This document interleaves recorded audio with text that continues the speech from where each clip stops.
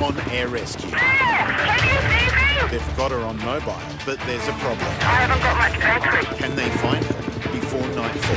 Where are they? Do you know who did it to you? A mystery stabbing has everyone guessing. You reckon it was a big, large knife, but you can't remember it. And a surf SOS It just came up and swallowed her up. leaves a family in crisis. I heard lots of cracks in the water.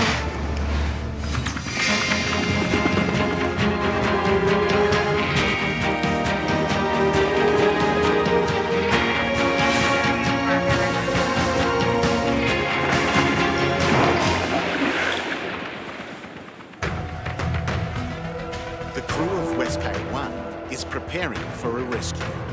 Jane, a middle-aged hiker, is injured in remote bushland, but her exact location is unknown. Look, there's a track here.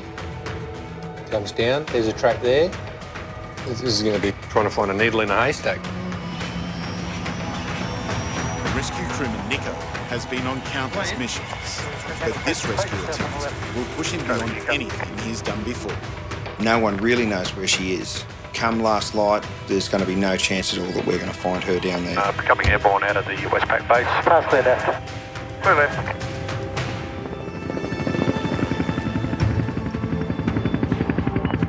Got a person that's fallen on a walking track somewhere out here between the Heaton Lookout and the Olney State Forest. It's becoming clear just how challenging this search will be. I can't see a lookout here. How will they find the woman in this dense native forest, let alone get her out? At this stage, the report from the scene is that the people said that they will see you, but you won't see them. The injured woman, Jane, was hiking with her husband. She managed to call for help on her mobile phone. Golden Control Westpac 1, I'll give it a call and see if we can locate these people. Hello? Hello, is this Jane? Yes.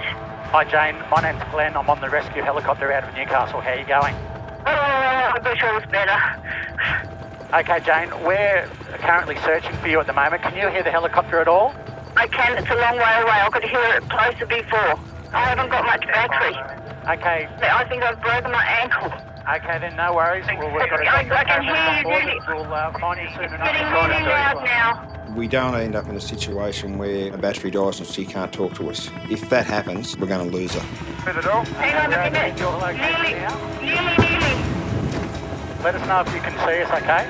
Yeah, as soon as I can. I think you're turning away again now. Okay. You're turning away again. Towards you. No, you're turning away from us now. You've gone away from us. No, they're down here in this valley. Okay, do you think you might be down in the valley? Well, we're kind of down in a gully. Yeah. They are agonisingly close, but her phone battery is running out. Jane is starting to panic. I can hear you really loud. Yeah, I can hear you just about. You must just about be nearly on top of us now. Even if they spot her now, how can they get down to her from this height? I can see you. I can see you. Okay, we're Look at the trees. You're right above us now. Where are they?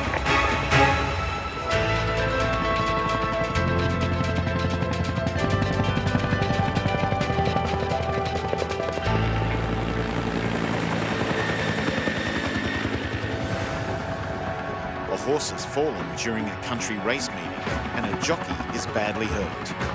The crew of Westpac 2 is on the way to the scene. We had a 41-year-old male who had an accident off his horse, approximately 70 kilometres an hour. He's come over the front of the horse. Bloody hell. He has tingling in his limbs, potential spinal damage. Horses are good if someone else is riding them, not myself. I'm not a fan of them. Flight paramedic Dave has more than 2 decades of experience. Yeah, you wouldn't get me on a horse at that speed. It'd be like falling off and landing on concrete. Golden Control Westpac 2's landing Scone racetrack. 2, fire awaits coming on. Racing has been halted so the helicopter can land. The injured rider is in the hands of ground paramedics. Guys are going forward, mate. I'll let you talk to G'day, Rick. mate. How are you, Rick? David. Good. This is young Peter. They've Good. come out of the barriers at the 1400 just there, probably gone 100 metres. The horse bucked. He's come off, taken the full brunt of the fall, basically on his right shoulder. Yep. And then into the left side of the head. So the abrasions and the swelling. So this is from hitting the ground? Hitting the ground, yep. Right. He stated as soon as he hit the turf that it didn't feel right. Experienced jockey Peter Roble was doing a favour for a mate by riding his horse in my image. His nasty fall was witnessed by trainer and friend Gabrielle. After the horses jumped out of the barriers, the saddle slipped on Peter's horse and bucked pretty violently for a while going through the fence. So it pretty much speared Pete, straight into the ground. In the racing.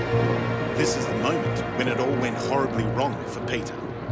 One's thrown the rider shortly after the start and it's gone through the running rails. So, Peter, have you had a previous injury to your spine? Yep. What did you have there? I fractured my C4, C5 vertebrae. All right. A history of spinal injury. It's worrying news. Peter will need hospital care. It's quite serious, mate, so we'll get you assessed by a specialist down at John Hunter Hospital. Right, Mel?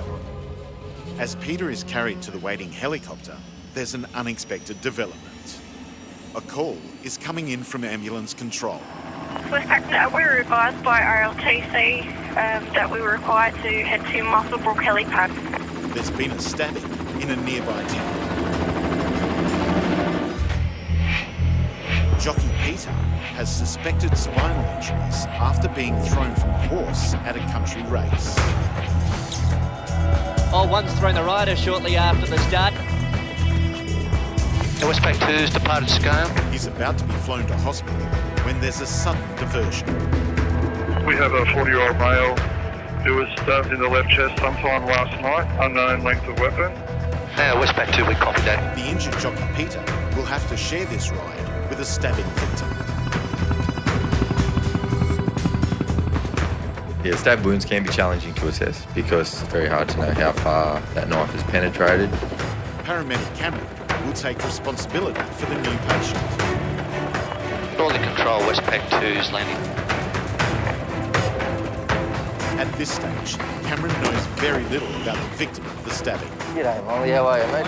Yeah. He's only had a little bit of fluid. Right. Posturing has come up. He's now 110 on 65, been like that for quite a while. Rob was found on the ground, bleeding at the back of a local shopping centre, but the rest he's keeping to himself. Blooded, so Are we thinking a knife or are we thinking a beer bottle? Or... But he's a bit hesitant to tell me too much about it. You're not sure what it was? Was it a knife, a bottle, or you're not going to say? No? Do you know who did it to you? It's a bit of an unusual story, but we believe he might have been stabbed in the chest last night. Not sure whether it was a knife or a piece of glass. He's a bit reluctant to tell us the full story. With the possibility of serious internal bleeding, Cameron needs to know more. All right, and you reckon it was a big, large knife, but you can't remember it? Big, large knife. All right, mate. Ever happened to you before? No, long time ago. Been stabbed before? Yeah, that was girlfriend. Sorry, mate? An ex-girlfriend. Oh, yeah. She wasn't too happy with me once. Thanks, mate. I've had a few ex-girlfriends that have wanted to stab me as well, mate, so... Rob, it seems, has been unlucky in love, but he's still reluctant to talk about the incident that brought him here today. The crew of Westpac 2 are none the wiser as they finally depart for hospital. It's been a busy day, one of 1,600 missions carried out each year by the National Fleet. Westpac 2, we've departed. We now have 2 patients on board. Today, 2 unlikely bedfellows, a jockey and a stabbing victim, are safely on their way to expert care.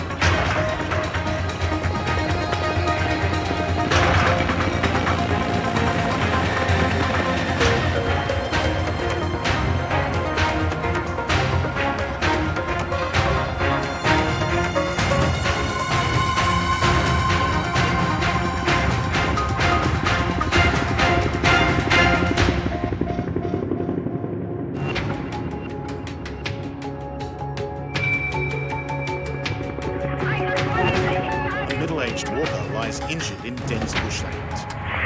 You're directly below us. I can see you right over ahead of me now. crew has managed to contact her on her mobile phone. Can you see me? But her battery is almost gone. I can see somebody there. Can he see me? She's not got us sighted. Amazingly, she's been spotted. Okay, they're directly under her right now, Andy. Okay. So you can just see a little bit of the track. Wave it. Okay, we're going to get off the phone now. Now for the next big challenge. Okay, I can see there is a gap in the trees down there, so we need to move forward 20. Okay, forward 20. It's more than 50 metres to the ground. You happy there? You got a good reference? Yeah, I got a good reference. Crewman Nico and paramedic Ryan have to try to get down to her through the trees. So that height's good. Clear to move. Taking up the slack. I'm the rescue crewman. Here we are, 180 foot above the trees, and I'm about to be dangled out in this little thin bit of wire. No secret, I don't like it at all. But that's where she is, and that's what we've got to deal with, so it's time to get into it. Winching through trees is dangerous. At pilot Gandy's fingertips is a cable car switch. If the wire is caught in the branches, he must sever the line or risk bringing the helicopter down. Nice and smooth, no spin, no swing. Cinnamon right 2. Over 100 feet out. And speed it back 2. Back 1 and hold. 3, 2, 1. And wait for. Wait for a thumbs up, got a thumbs up. So you can bring up the empty hook. Bring it up. Go. Jane and her husband were walking with their dogs. They were 3.5 hours into this rugged terrain when she fell. G'day, mate. Hey. My wife is injured. Okay, you're okay? I'm okay. Hello, what's your name? Jane. Jane, I'm Ryan. Jane, whereabouts have you hurt yourself? I think I broke my ankle. Okay, no worries. It's quite swollen. Now, this one's okay? Didn't fall, hit your head, knock yourself unconscious? Did you just sort of stumble? I kind of caught it and then I twisted it and I heard it snap. Jane is not the only problem.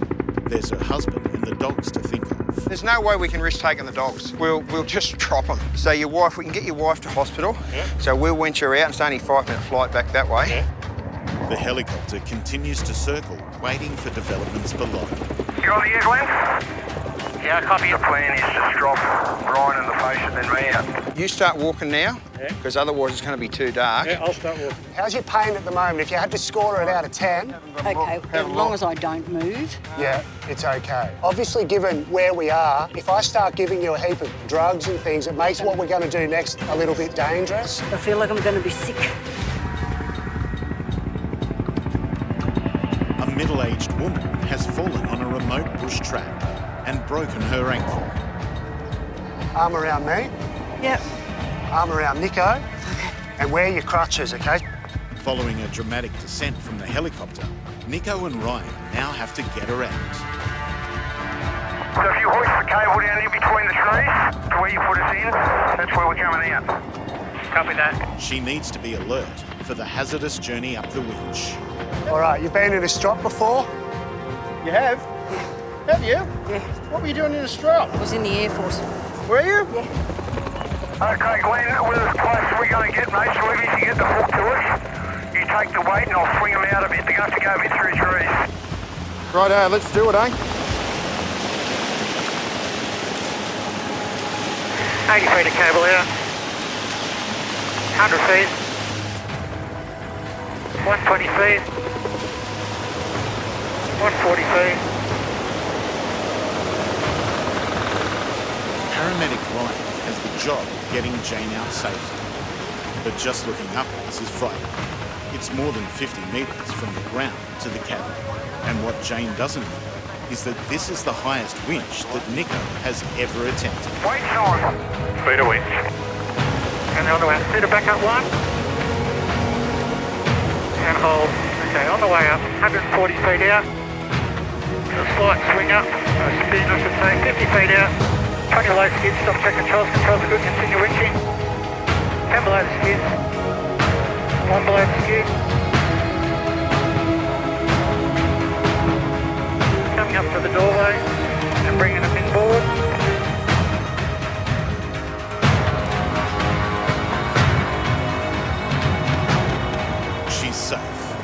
very relieved. Just wait for him to disconnect. And when you're ready, clear to wing? Clear to wing. Okay, on the way down. 140 feet. Now it's Nico's turn.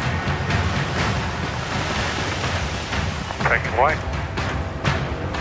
Clear the canopy on the way up. This is hazardous. If the cable gets caught, it could drag the helicopter into the trees. 20 blade skid, stop check controls good, continue winching. Continue. One below the skid. Coming up past the skid. Bring him inboard. Onto the other lanyard. Well, he's going to move back up right up and put the other lanyard on. You'll run if you like. Okay, coming up. He's back up, and a record can be celebrated. And closing the right door. Good job. Do you realise, everyone, that's the highest I've ever been on a winch cable? Highest winch I've ever done. Well, that was probably the highest hoist I've seen this service do, that one. But did you see how brave I was? My eyes look like saucepans coming up to the doors, Glenn? No, you were taking it all in your stride. I was absolutely crapping myself. Nico's humour is the perfect medicine. But it'll be a while before Jane gets to go on another bushwalk.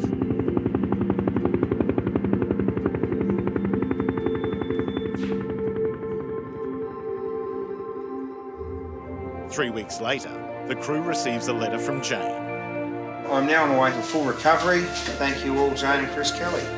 Ted, Lily and Gemma, obviously the dogs. It was a pretty bad break. They inserted a couple of screws in there. She must have been a good tumble. Nearly heard her screaming from the chopper. That was me.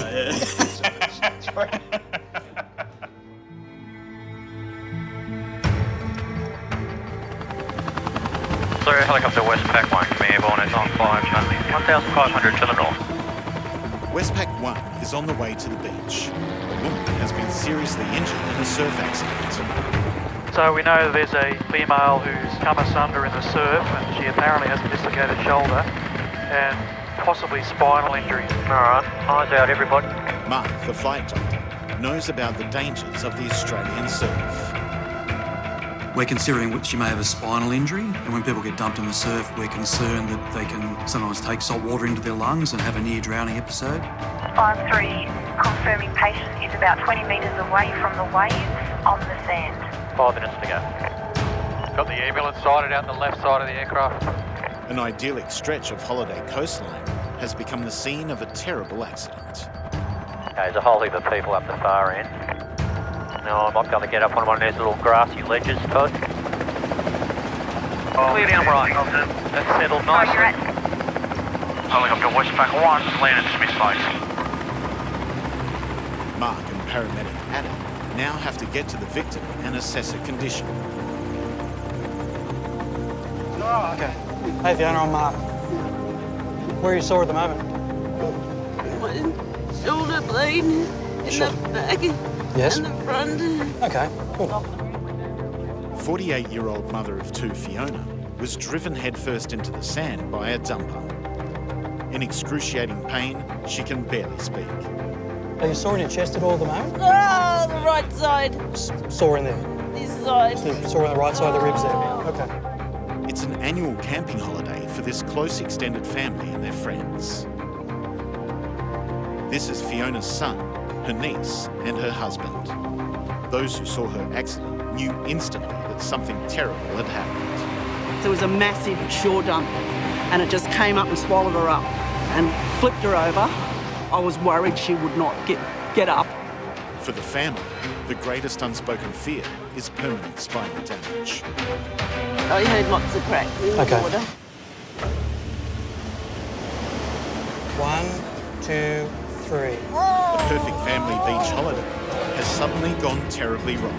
Did that hurt? 48-year-old Fiona, dumped by a rogue wave, lies in shock and agony. I'm just holding your shoulder still while we wrap you up and keep you warm. Her temperature is dropping, while family and friends look on with mounting alarm. Okay, on 3. 1, 2, 3. 1 minute they were laughing and relaxing with Fiona. Now they are helping to carry her to the waiting helicopter. Okay, lifting up. Mark, the doctor, has to prepare for the worst. We assume at this stage there is a neck injury and we immobilise the patient until such time as we can get some x-rays or a CT scan to try and rule that out. Throughout the flight, you're going to have a blood pressure cuff on here. It's going to blow up periodically. Nothing to be alarmed about. That's us taking your vital signs. Okay, starting up. Starting.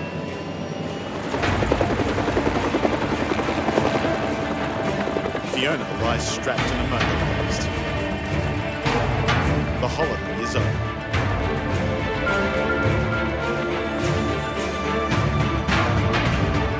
Control Westpac 1's airborne, Smith Lakes, forward John Hunter Hospital. Copy, guys, thank you.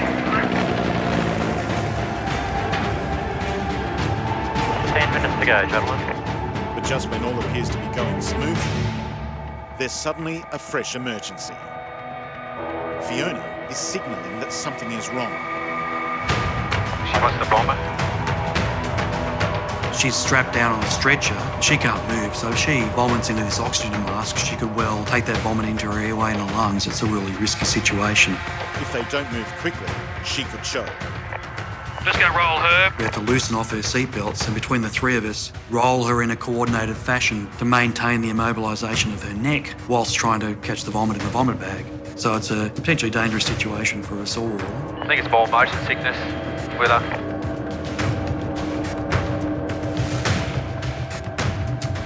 That crisis has been averted. Fiona feels a little better, but must now wait for scans and x-rays to know just how much damage has been done. We're out? Yep. Thanks, guys.